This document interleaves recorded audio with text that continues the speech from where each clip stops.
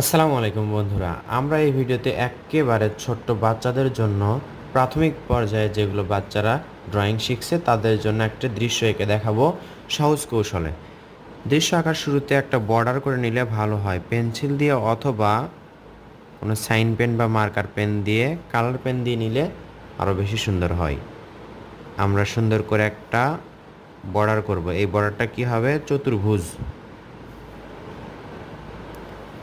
সুন্দর করে আস্তে আস্তে স্কেল দিয়েও এই বর্ডারটা করে নিতে পারি আমরা।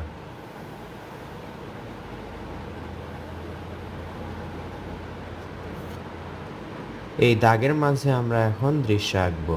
কিভাবে দৃশ্য আঁকবো দেখুন, একটি দাগ টানতে হবে। এখান থেকে সোজা একটা দাগ টানবো, এটা হচ্ছে একটি রেখা।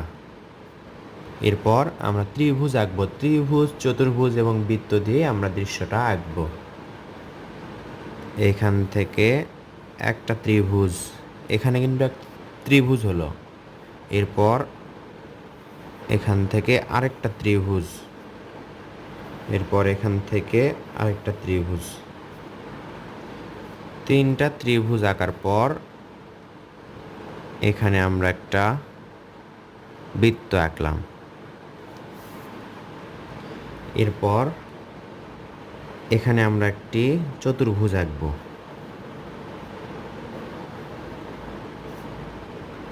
এভাবে চতুর্ভুজ আঁকব। চতুর্ভুজ আঁকার পর নিচে এই দাগটা ডাবল করব। এই ডাবলটাও কিন্তু চতুর্ভুজ, কিন্তু লম্বা চতুর্ভুজ, চার কোণ, 1 2 3 4। এরপর এখান থেকে এটার মাঝে এখানে নিলাম।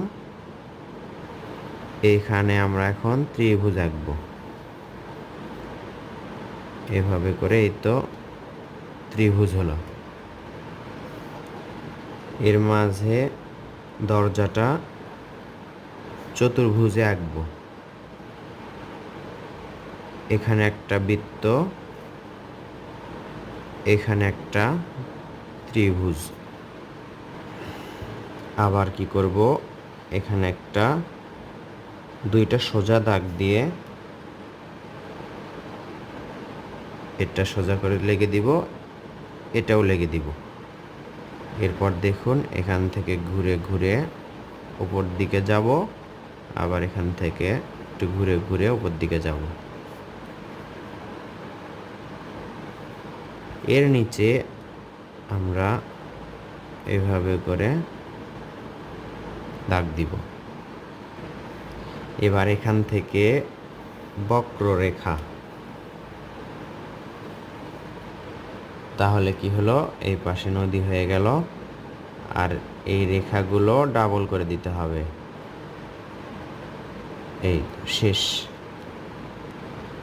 নদী হলো, নদীতে আমরা নৌকা আঁকবো। এইভাবে করে দুইটা দাগ দেওয়ার পর এটা সোজা করে লেগে দিব, এটাও সোজা করে লেগে দিব। দেখতে পাচ্ছেন এরকম। আবার এখানে একটা সোজা দাগ দিব, মাঝে একটা সোজা দাগ দিয়ে এই তো এইভাবে করে লেগে দিলাম। নৌকা যেহেতু, সেহেতু আমাদের একটু ঢেউ ঢেউ বা বক্ররেখা আঁকতে হবে। এখন আমরা এই আকাশে দুইটা দাগ দিয়ে পাখি আঁকবো। একটা দুইটা, একটা দুইটা, একটা দুইটা, শেষ। তাহলে আমরা এই দৃশ্যতে দেখতে পাচ্ছি, প্রথমে একটা বর্ডার করলাম। এটা স্কেল দিয়েও করতে পারেন, স্কেল দিয়ে করলে, কালার পেন্সিল দিয়ে করলে সুন্দর হবে। এরপর সোজা একটা দাগ দিলাম, এখান থেকে একটা ত্রিভুজ, দুইটা এবং তিনটা ত্রিভুজ আঁকলাম। এরপর আকাশে একটা বৃত্ত আঁকলাম। এরপর এখানে একটা চতুর্ভুজ আঁকার পর নিচে লম্বা আর একটা চতুর্ভুজ বা দাগটা ডাবল করলাম। এরপর এখানে একটা ত্রিভুজ আঁকলাম, দরজাটা চতুর্ভুজ, জানালা বৃত্ত এবং জানালা ত্রিভুজ। গাছ আঁকার সময় লম্বা একটা চতুর্ভুজ এঁকে নিচে আমরা শিকড়ের মতো দিয়ে ওপরে দেখুন বাঁকা বৃত্তর মতো করে, এটা একটা বৃত্তর শেপটা কিন্তু বৃত্ত।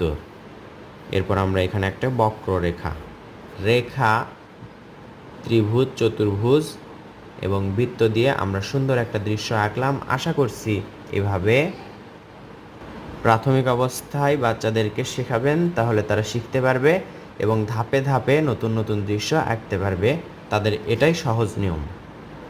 ধন্যবাদ সবাইকে ভিডিওটি শেষ পর্যন্ত দেখার জন্য। বোঝালাম শুধুমাত্র কিভাবে ছোটদেরকে আঁকা শিখতে হয়, আঁকা শেখাতে হয়। ধন্যবাদ সবাইকে। আসসালামু আলাইকুম।